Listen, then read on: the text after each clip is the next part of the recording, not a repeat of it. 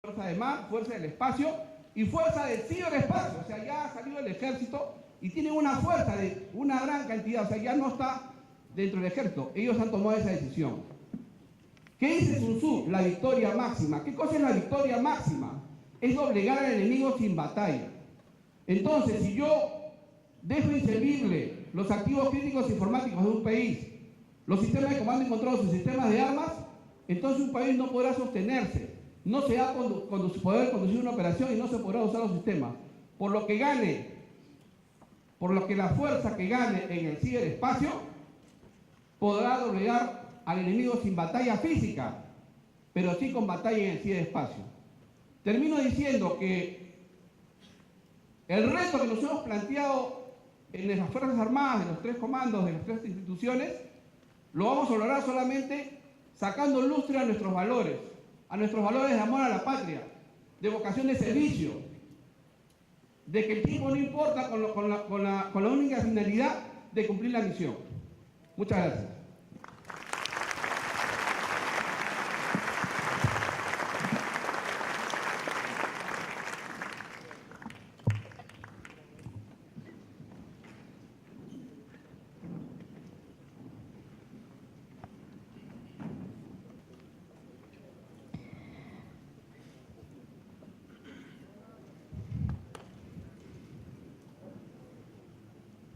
A continuación, vamos a seguir con la segunda exposición a cargo de la magíster Mariuska Chocobar Reyes, secretaria del Gobierno Digital de la Presidencia del Consejo de Ministros, con el tema Seguridad Digital para los Ciudadanos.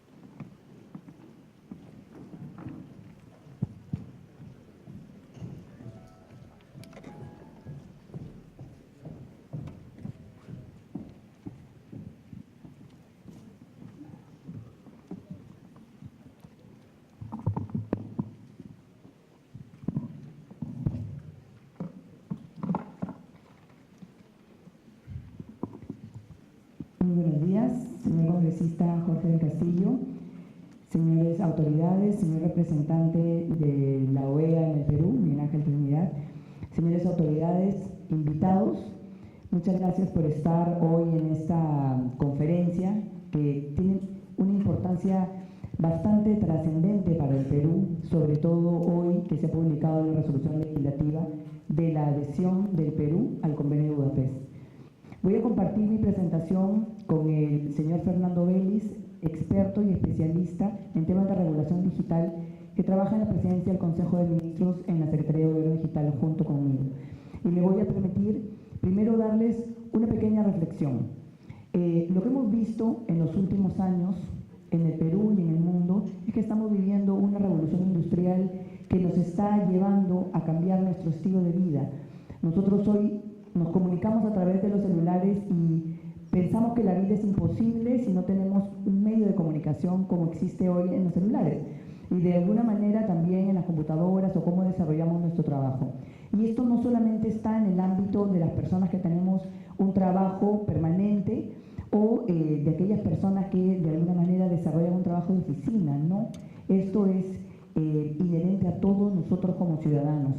Este año, en 2018, en la presidencia del Consejo de Ministros, emitimos un decreto supremo para poder tener una única definición en el Perú, y esto fue adoptado así mediante este decreto, una única definición en el Perú sobre lo que queríamos entender alrededor de la ciberseguridad, de la seguridad de la información y de todas las posibles formas de definición de lo que implican los riesgos de permanecer o estar conectados siempre o estar desarrollando acciones en el ciberespacio. Esta definición involucra de manera mucho más participativa y de manera mucho más profunda a los ciudadanos. Y ahí me permitiría comentar que en el Perú estamos dejando de promover el gobierno electrónico y el gobierno electrónico en el mundo poco a poco está dejando de ser lo importante. ¿Y por qué razón dirán ustedes? Porque hemos dejado de hablar de gobierno electrónico para pasar a hablar de gobierno digital.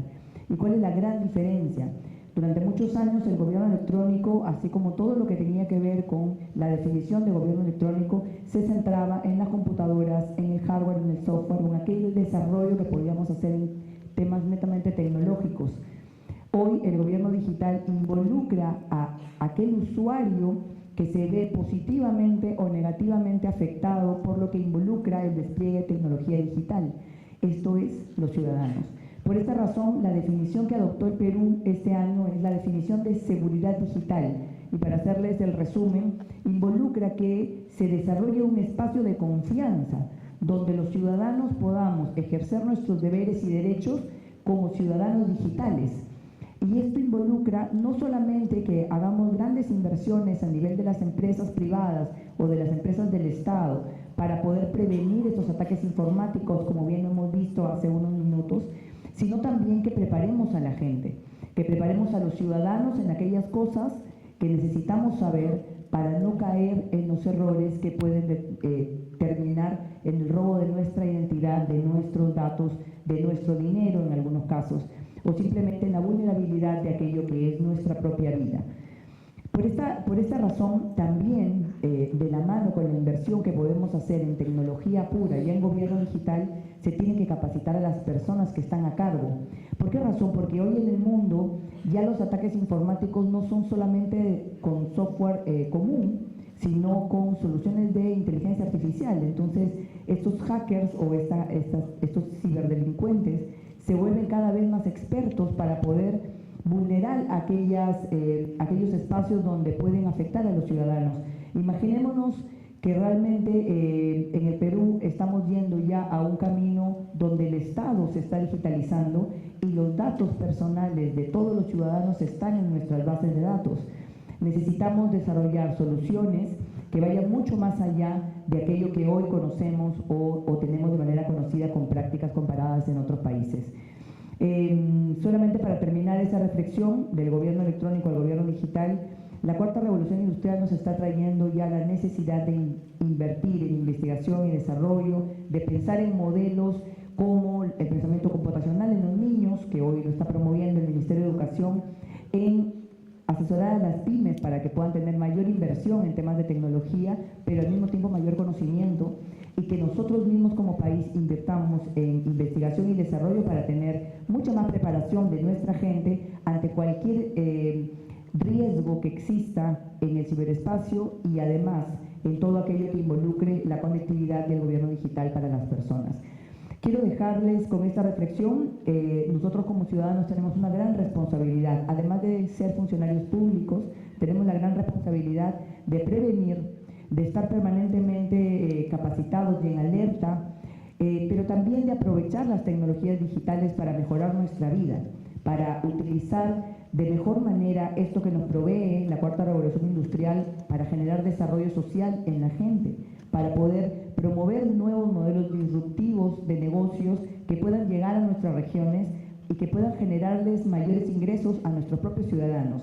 Dentro de este mundo que avanza de manera muy rápida, sí tenemos que detenernos y pensar que la seguridad digital hoy no solamente afecta a un hackeo o a un robo de datos, también gracias al convenio de Budapest hoy podremos combatir, por ejemplo, la pornografía infantil, la piratería, todo aquello que afecta a las poblaciones más vulnerables que hoy no saben y quizá no tienen mucho acceso a este tipo de comunicaciones o de presentaciones, pero que son aquellas personas por las que nos tenemos que preocupar. Voy a dejar al señor Fernando Vélez para que dé mucho más detalles sobre el convenio de Budapest y les agradezco mucho por estar preocupados, sentados aquí, escuchando esta conferencia y que nos ayuden a hacer esta réplica desde donde les corresponde estar, sean empresas privadas, públicas, entidades que se dediquen a la academia o la sociedad civil, pero que nos ayuden de alguna forma a promover este nuevo entorno como un entorno seguro y un entorno donde todos podemos desarrollar nuestro potencial aprovechando el uso de la tecnología. Muchas gracias.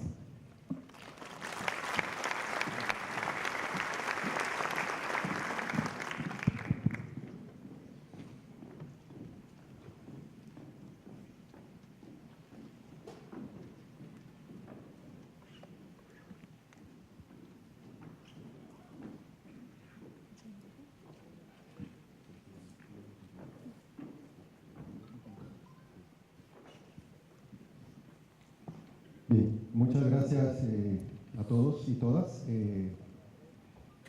Me quedé con una palabra de Marusca ahorita hablando del servicio civil y efectivamente aquí estamos para servir.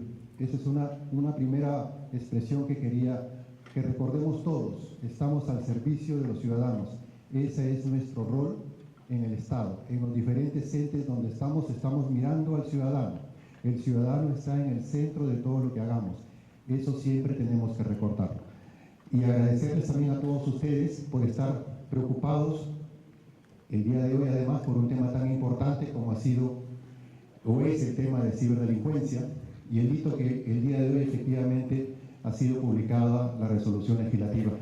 Yo no tengo presentador, así que le voy a pedir por favor que me apoyes con la siguiente lámina.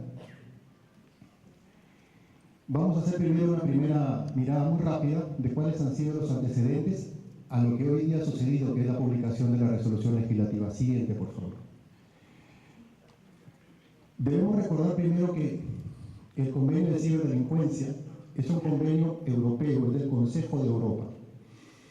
Previamente hay que recordar que esto surge a su vez por estudios que venía haciendo la Organización para la Cooperación y Desarrollo Económicos, OCDE, y que mira y comienza a mirar precisamente esos aspectos negativos, entre comillas, que las tecnologías permiten ahora, que es generar estas vulnerabilidades, estos ataques.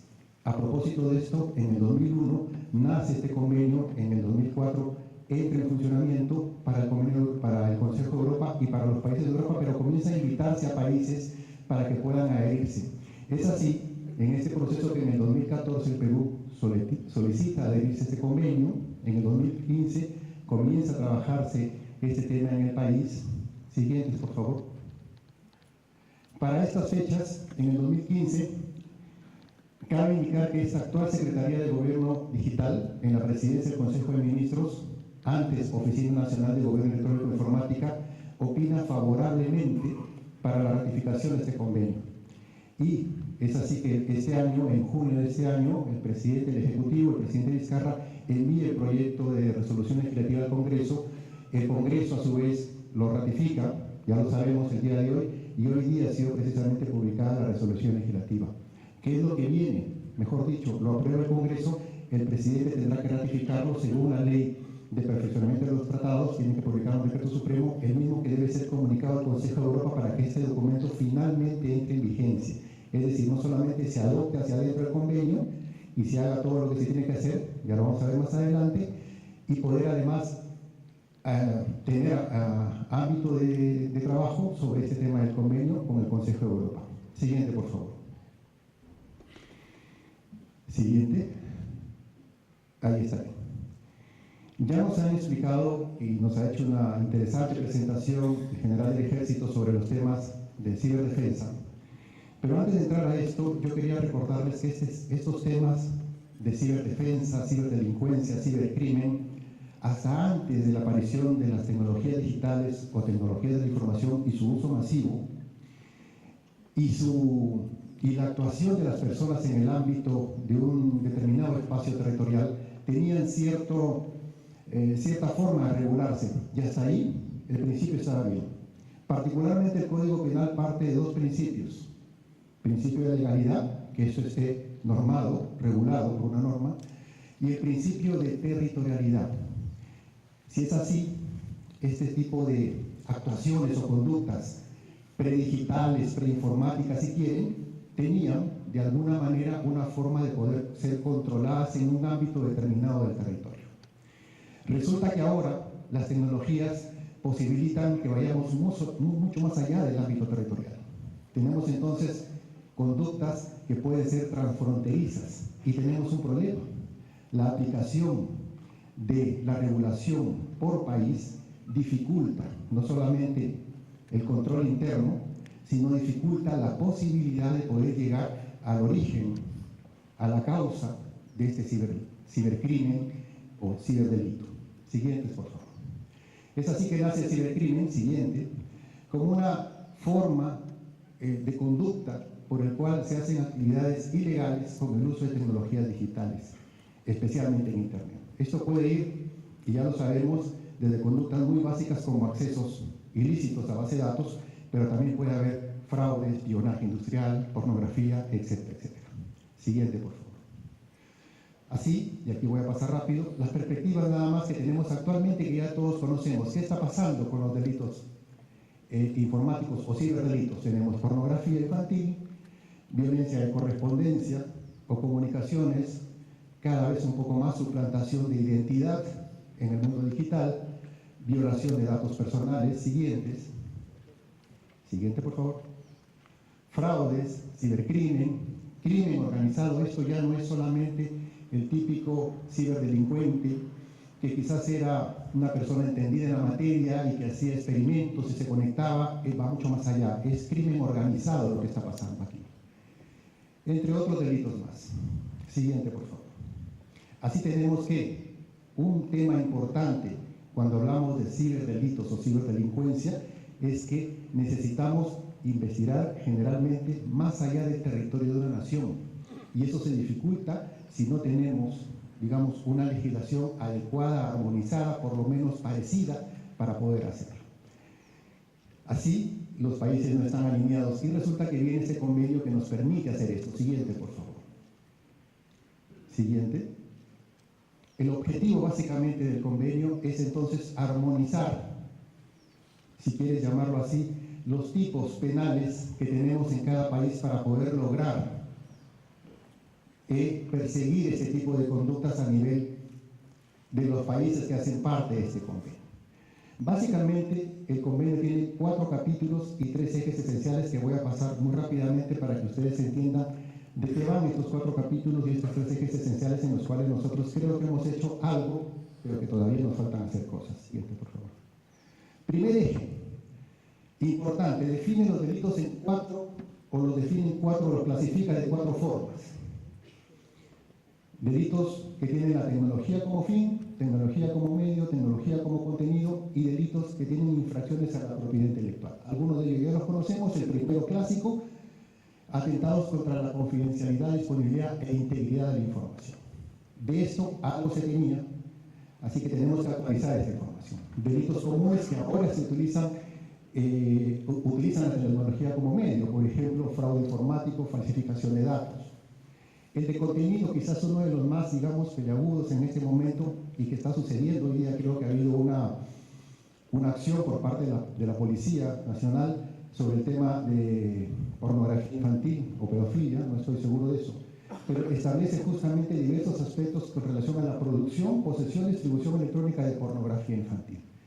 Y el cuarto, que tiene que ver precisamente con el uso de contenido no autorizado de derechos de autor, básicamente infracciones a la propiedad intelectual o piratería. Siguiente, por favor. ¿Cuál es el segundo eje? Establece un conjunto de requisitos para lo que es la evidencia digital. Aquí, sin poder hacer una adecuada cuidado, captura, protección de evidencia digital, va a ser muy difícil, muy complicado que se pueda no solamente investigar, sino que mañana más tarde pueda utilizar o pueda ser utilizado como medio de prueba en un juicio. Así que este eje abarca este punto y aplica a cualquier medio informático con independencia del formato en el que se encuentre para poder hacer una evidencia, que ésta pueda ser obtenida y conservada de manera adecuada y que puedan ser utilizados como prueba. Siguiente, por favor. Un tercer eje importante es establecer efectivamente las reglas de cooperación internacional para poder hacer seguimiento a este tipo de delitos más allá de nuestros territorios. Esto supone entonces que vamos a poder localizar, vamos a poder recolectar, vamos a poder enviar evidencia digital o incluso temas vinculados con esta visión. Y lo siguiente, que quizás es lo más importante en este capítulo, es la necesidad de establecer un punto de contacto a nivel país para poder articular el esfuerzo. Esto conecta directamente con las acciones que viene haciendo la Presidencia del Consejo de Ministros y que ya comentaba Marusca hace un momento con relación al tema de seguridad digital. Lo detallo luego, pero la idea de esto es que en los roles definidos en el Decreto Legislativo 1412, Ley de Gobierno Digital, el marco de seguridad digital tiene un componente en el cual se tiene un mecanismo de gobernanza para la seguridad digital que permite, tanto para ciberdelitos, o como para ciberdefensa, o como para ciberinteligencia, articular el esfuerzo a nivel de todo el Estado. Aquí, si hay algo que no podemos hacer, es trabajar de manera aislada.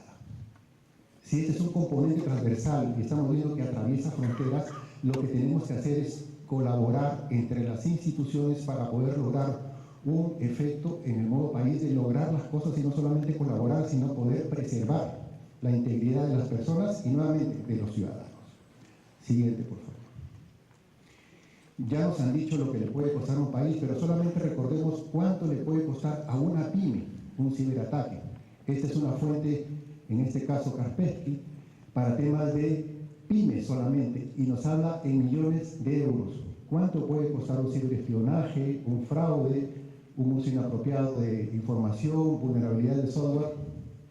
Las cantidades son, en algunos casos, muy fuertes, en los países astronómicas, pero el impacto más grave es en la confianza, sobre todo en empresas, en el Estado también finalmente, porque nosotros cautelamos información de todas las personas, entidades que resguardan información de personas naturales, jurídicas, o entidades que tienen que ver con el tema de salud de las personas. Imagínense ustedes el impacto que eso tendría en no poder atender a pacientes en un hospital que hoy día tienen historias clínicas electrónicas, algunas de ellas en el Perú funcionando en este momento. Aquí entonces la cooperación va a resultar importante. Siguiente, por favor. ¿Cuál es la expectativa o qué expectativa creemos que va a tener esta suscripción del acuerdo? Una primera gran expectativa es la cooperación interinstitucional a la que me refería antes. Esto se trata de un equipo, esto se trata del equipo país. Yo recuerdo, congresista, el día que se aprueba esto en el Congreso, 85 votos a favor, 0 en contra, 0 abstenciones, demuestra la necesidad y la importancia que tiene el tema y cómo lo entendió el Congreso de esta manera, gracias al apoyo del congresista en este caso, que nos pudo poner este tema sobre la mesa. Y esta cooperación interinstitucional abarca un tema país. Voy a decirlo como suelo decirlo siempre, algunos ya me han escuchado esta frase. Cuando vamos afuera, o cuando los organismos internacionales comienzan a medirnos afuera, no nos van a medir por la institución que representamos. Es decir, no aparece, ninguna institución, A, B, X, C. Aparece Perú, aparece país. Eso es lo que tenemos que tener claro. Por eso la cooperación interinstitucional y un mecanismo de gobernanza claro es importante en este escenario. Esa es la primera expectativa que esperamos nosotros. Obviamente la siguiente es el fortalecimiento de la legislación. Evidentemente tendremos que actualizar no solamente la ley de delitos informáticos, probablemente el Código Penal, el Código de Procedimientos Penales, etcétera, para algunas conductas que fueron básicamente concebidas como una primera generación de conductas ilícitas. Hoy día tenemos nuevas y tenemos que comenzar a mirar. Por mencionar algunas, delitos de odio no está tipificado en nuestro ordenamiento jurídico. No podríamos hacer seguimiento si alguien mañana más tarde lo hace, o es muy complicado hacerlo, por mencionar un caso. Obviamente la implementación del convenio sobre delincuencia es la gran expectativa que tenemos. Tendremos que armar grupos de trabajo, estaremos trabajando conjuntamente con todos los involucrados en este tema para poder articular ese esfuerzo a nivel del Estado peruano. Esa es otra gran expectativa. Fortalecer los equipos de respuesta ante incidentes informáticos. Como saben, en el caso de la presidencia del Consejo de Ministros está a cargo del Centro de Respuestas a Emergencias Informáticas, el PCER, que coordina, articula con diversos organismos, sobre todo los que ya comenzaron a tener sus centros de respuesta, por CECIRS, y comienza a articular. Esa es una forma de poder articular. Pero también recordemos que hacemos parte de un entorno territorial a nivel país. Nosotros somos parte en este momento de Alianza del Pacífico. Alianza del Pacífico también se está preparando para esto. Ya ha implementado un mecanismo y un protocolo de comunicación para poder reportar alertas o incidentes de manera segura y poder prevenir y minimizar las vulnerabilidades. Esto son cosas, entre otras, que se hacen a través del PCER en el Perú. Y el desarrollo efectivamente de equipos especializados. Necesitamos desarrollar, ya lo decía el general en su presentación, es la persona, somos las personas las que tenemos que capacitarnos y además poder desarrollar estos equipos a nivel de la policía. ¿Por qué la policía? Un primer punto de contacto cuando se comete cualquier delito actualmente de manera presencial es denunciarlo. Y vamos a la policía, hacemos la denuncia. Aquí va a suceder más o menos lo mismo. O la policía tendría que comenzar a investigar a capturar evidencia digital de manera adecuada, que luego va a pasar al Ministerio Público para comenzar a procesar y saber si efectivamente se va a abrir o no se va a abrir instrucción o un proceso penal, que puede llegar finalmente al Poder Judicial, donde un juez va a tener que evaluar y valorar la prueba. Y finalmente al Ministerio de Justicia, que es el ente rector del Sistema Nacional de Regulación en el ámbito del Estado, para poder hacer todo este tipo de cambios. Esto hace parte